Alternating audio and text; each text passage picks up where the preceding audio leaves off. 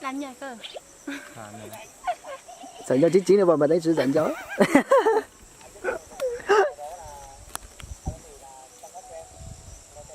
Thế là nhỉ. Phụ bao giờ nào? Sao ở đây? Kiểu mình không quen tôi cho người ta ấy. Cái gì thì có giáo phụ là gì có. Anh sao có gương nhà để anh lấy tay cho nó Sao nó không đỏ mà nó lại như thế? thì màu này nó không phải là màu đỏ. Thế em ăn mấy màu? Có một màu này rồi bởi vì em Ui thích trời ơi. căn đất. Đất. Anh nhìn nó không ấy. Anh tưởng sao bôi vào tánh nó không đỏ. Chào anh. Ôi chào à, sao có lúc sau à? Sao đó? Sao đó? Yeah, chọn. À mà thấy chính là nữ bà có lúc máu này mua cho vệ trong cổ. Chào mà tánh ba bánh mà. Ta gặp anh hết giỏi. Bánh hộ. Bánh hộ. Có bánh ổn ổn nhà Mỹ hả? Mình thấy quá chó đó này à? Gió thế. Tao bánh phải ăn không?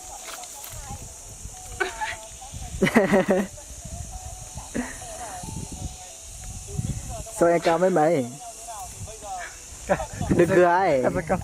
Cái không nói đó mà tao là cái còn nhé. Cái ta còn nhé đéo à.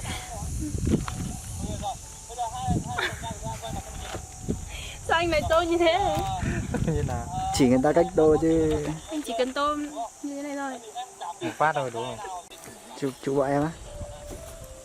Sao lại đứng ở chỗ nắng lại đẹp thế? Đấy tao chuẩn bị. Rồi mà tay có mất sao nữa? Có mất sao nữa? Sao là? Mình nhận chuyện tôi là chọn sai lên. hả? Không tao không mai chọn sai lên.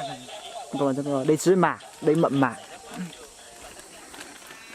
Sau em trèo lên hái hay là anh trèo lên hái? Sau chiều lên xong là. Em. Xong là. Nãy em bảo em thi ăn quả với anh đúng không? Xong là. Thi với anh không? Thi. Nếu em thua thì sao? Thua thì Tác sự nhưng mà thi ăn không cho chứ不nhà ở. quên lên. Thật không? Uy tín lắm. Uy tín luôn. Em thua thì làm sao? Thua thì Ăn thêm 10 quả. Không.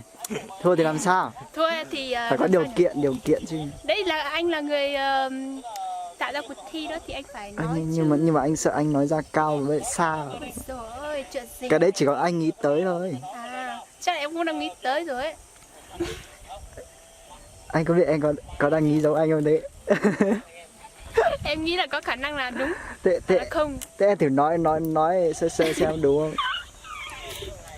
Em nghĩ là anh bảo là nếu mà anh thắng thì anh ăn hết. Không. Ôi rồi.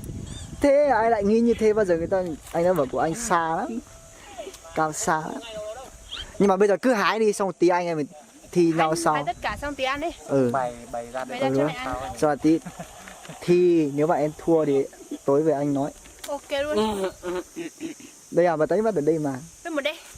Ôi, không, Đây này, đây. anh với em đi hái chứ. Đây có quả này, hái luôn quả này luôn. Đút vào mồm của anh luôn nhá. Ăn cho anh xem luôn. để chụp nó với đẹp.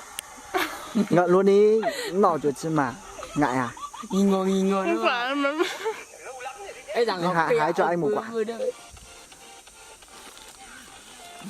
Này giật đang nhỉ? Chỉ đâu. Thật 10 phút luôn. 10 phút nha. Nếu hái không hết thì làm sao?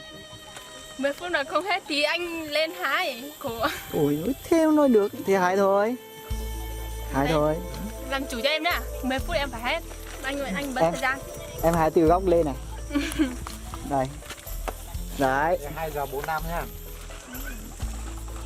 Hái không hết thì làm sao hả con cuốn ra? Hái không hết đấy thì rồi em nói sao? À kiểu người này là nó chuyên nghiệp về ăn trộn ăn cắp ấy đấy ạ. Đợt nọ tôi thấy livestream rồi chưa đầy 10 phút này hai anh em hái được một tải vải. Đúng rồi. Đây này kéo mấy cành này về hái đây này. Người cao có lợi không? Có chứ. Đúng rồi, cao có lợi thật. Anh là định bảo là chạy từ pu sát xa yếu pu thế à? thì con luôn đặt tên là của mùa từ tí sai. Ui thế là duyên thế nhở? Em vẫn đang ế. Ui anh nói thế anh ngại thấy quá. có khả năng tối về em tỏ tình cũng nam mất. Bà tính bấn giờ chưa? Em mới bảo 10 phút. À đúng rồi, lúc này em mới bảo 2 phút đúng không? Không, anh tính bảo 10 phút mà. Chả đến này có đủ đâu nhỉ? Nếu đủ được thì thôi nhá. 10 phút mà hái không hết xem. Tí cười gì cũng bị phạt thế này. Anh bỏ chân nó không?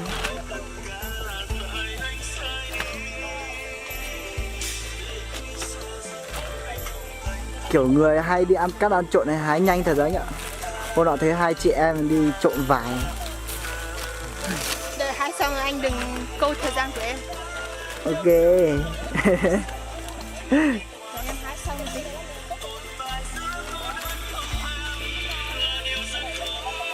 Chả nhớ sở nông cái đi là tà như này.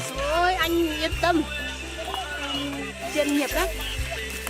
Trộn nhiều chả thế. Quả to, đưa anh xin một quả.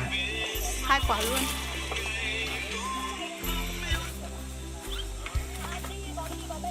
Sắp hái không kịp thật rồi kiểu này. Sau sắp phải ấy rồi. Ấy là em thế nào? Nhưng mà em cao mấy? Mấy thì sao anh? Sao anh không đo thì? Em vừa ăn đi rồi, anh chán chịu chúa coi cả. Tôi chỉ anh chán xin đi tôi rồi.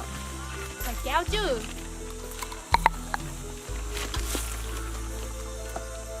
Sao em hái đi hái lại mà vẫn còn quả rồi? Có chuyện đây. Đó là có biết chào cây không? Anh nhìn em nhá, uy tín luôn. Nếu không biết chào cây thì xin anh một câu để anh còn chào lên. Anh tăng thêm 5 phút.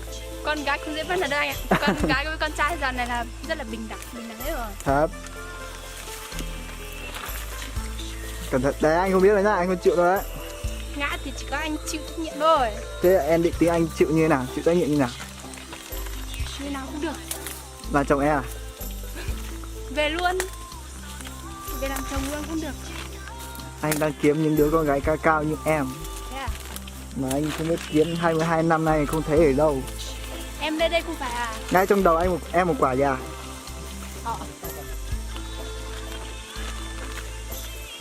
Bây giờ là mình hái hết rồi nha. Hết rồi đúng không? Anh Đúng nào đi cũng đó. lên luôn đi. Bình đẳng hết rồi cho nên là con gái hái con trai ở dưới gốc thôi. Nhờ. Đấy nhá. Chẳng nhẽ anh lại nói sai. Do em nói thế đây. Đúng rồi. Bình đẳng hết rồi.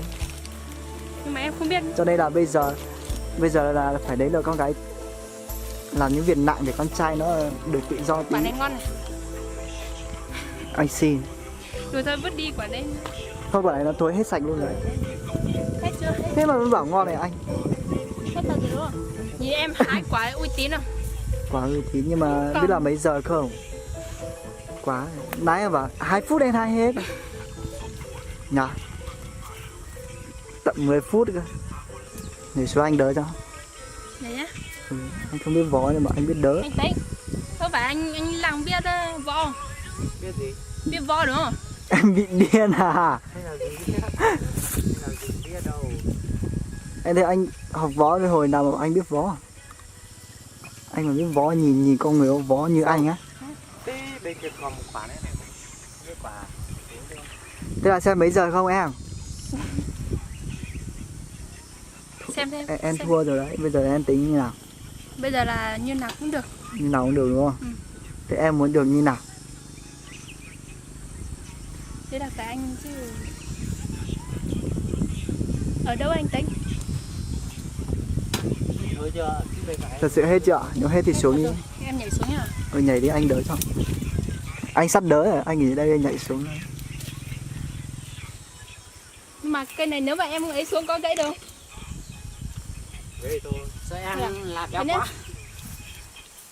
Nhẹ thôi nhá, không để tánh về đỡ đây. Xong thời giờ sau ạ. Xong rồi. Đúng thật là cao thủ. Trộn nhiều có khác. Em có thấy anh hãy được một quả nữa không? Em không thách bởi vì vừa nãy là còn một quả là Không anh hãy ăn lên thôi. không phải. Phải. Thế bây giờ anh thách em thì được một quả. Chỉ duy nhất một quả đó. Không nhưng mà phải chín nhá. bởi vì anh Miễn thấy- sao có thấy một quả là đấy được. nó xanh không tính quả đấy đâu. Quả nó Xanh cũng tính đến sau có quả. Đấy, tí một quả nó ít ra nó cũng như này. Bởi vì anh thấy rồi nhưng anh bây giờ anh thấy em tìm. Cái bùa bùa là sao Cái đám cuốn này nè. bùa thì cái là con nó lúc cọp rồi. Đây rồi. Bùa quá bạn. Thấy chưa? Bây giờ làm Đúng sao đây? rồi bây giờ em đi Ăn thôi. Mà thấy có phun mà tính nọ nè. Buồn nằm mới được gặp ta cả tuần này nó sẽ lúc xé nằm nó sẽ có lần Chỉ có người ta là thín nọ là nó thín nọ đó. Thì mà Thín nọ cho có. Cá mạnh vào. Tôi chuột nó là Ở đây là bảo nương ông sao mà. nhưng tôi nhưng mà họ xin làm đâu À, khó quá nhỉ là có chờ đó trời. Đó không một suối mà. đây Chấm ly á. chú tôi trồng lúa nó tốt mà nó Cái kiểu nọ người ta tứ nọ chứ bu nhăn chắc là mình thua mất thật. Nhìn luôn cái mắt biết ngay mình thua. nó luôn đó. bây giờ anh thay bao nhiêu quả 20 nhà hết. Bây Hello. giờ anh thách cam tìm được một quả nữa. Thật tìm được một quả nữa. Nhưng mà bây giờ anh thấy chưa? Anh thấy rồi, thấy tôi mới thách chứ. Anh không thấy anh mới thách. Anh Lạc không ăn à? Anh ăn trước đi, tí anh còn phải dành sức để thi với em ấy chứ. Anh ăn rồi thì anh Riêng lấy ăn sức quả đâu. thì thôi rồi. Nè, nó không ăn cơm được mấy ngày đấy, toàn vải. Mẹ anh cũng thế, cho nên là anh cũng đang định kiếm một đứa con dâu giống như mẹ. Kiểu mẹ anh cơn thì mẹ anh kiểu thậm chí một ngày mẹ anh ăn một hai bát hay thậm chí là cũng ăn, nhưng mà ăn hoa quả thì ối rồi ôi luôn. Thật là ối dồi ôi luôn. Hôm qua hôm mà em phát trực tiếp đấy, em đi hái vải về nhà, em ăn vừa hái vừa ăn trên cây về nhà. Lúc đấy vừa livestream này ăn nữa, ăn xong đi lấy cỏ cho cá xong tối về đã ăn, không ăn cơm. Sáng dậy ăn xong mới ăn cơm. Mẹ anh cũng thế, mẹ anh ăn cái gì thì ăn cợn yếu lắm, nhưng mà mẹ anh mà ăn hoa quả thì không biết nói luôn, giỏi. Cho nên là mẹ anh bảo anh cũng đi kiếm một đứa con dâu như thế cho hợp mẹ. À, Sao em hái hết thật chưa? Hơi sạch chưa? hết thật rồi, Không còn quả nào nữa. hết luôn, uy tín lắm. Mấy giờ rồi tính? 3 giờ tròn. 3 giờ còn sớm chán nhở? Sớm lắm. Chỗ mà cảnh đẹp đẹp ấy. Mới tới hẳn luôn Tí mà. sắm đồ một trồng tôi với mà một miếng là nhất là tuần này con. Đi đâu cơ? Ngay bên này này, Trong đấy làm sao cơ? nhìn xuống có cảnh đẹp ấy. À, sau nhìn qua này xinh gái ấy. Nhìn giống kiểu con dâu của mẹ anh luôn. Em bảo về rồi không chịu. Thế về đâu? Nó bảo về nhà anh. Thế Mấy đứa em này biết làm việc phết đấy, sợ hơn mày được thế. Em nào? Mấy đứa em trai đấy. đi hộ thôi. Mang rất bể ở đây. Em xấu thích em nào để anh đi giới thiệu cho. Em thích. Em Thích đang kén quay này. Ôi thế mà anh nhớ ở cách đây được khoảng năm trước hay là hơn năm trước anh tỏ tình mà Ui, không được. anh bị lộn rồi. Em còn nhớ là anh tỏ tình một lần đâu? Không dám nhận à? Em Chắc đảm không bảo phải. uy tín luôn. Để tí em vào tin lại tin nhắn cho em làm lời anh xem có không nhá. À bây giờ em về tìm tin nhắn này, anh bảo nhá. Em nhắn tin thì thoảng 2-3 hôm, anh lướt lại 2-3 hôm trước nó còn khó, nói gì tìm đến tận 1 năm trước. Ui, em tìm kiếm trong tin nhắn này, em tin là anh làm lời em là nó hiện mà. À thế à? Sao anh không biết cái đấy nhỉ? Thì tí anh vào thì anh Tí dạy cho anh cái mà ok luôn. em cái gì NI em xem có không? Bởi vì nếu mà anh chỉ cần nhớ câu đấy của anh là anh vào tìm kiếm trong tin nhắn đấy là nó có. Sao anh không nhớ nhỉ? Anh không biết nhỉ? Anh chưa học tới. Anh chưa học tới cái lớp đấy.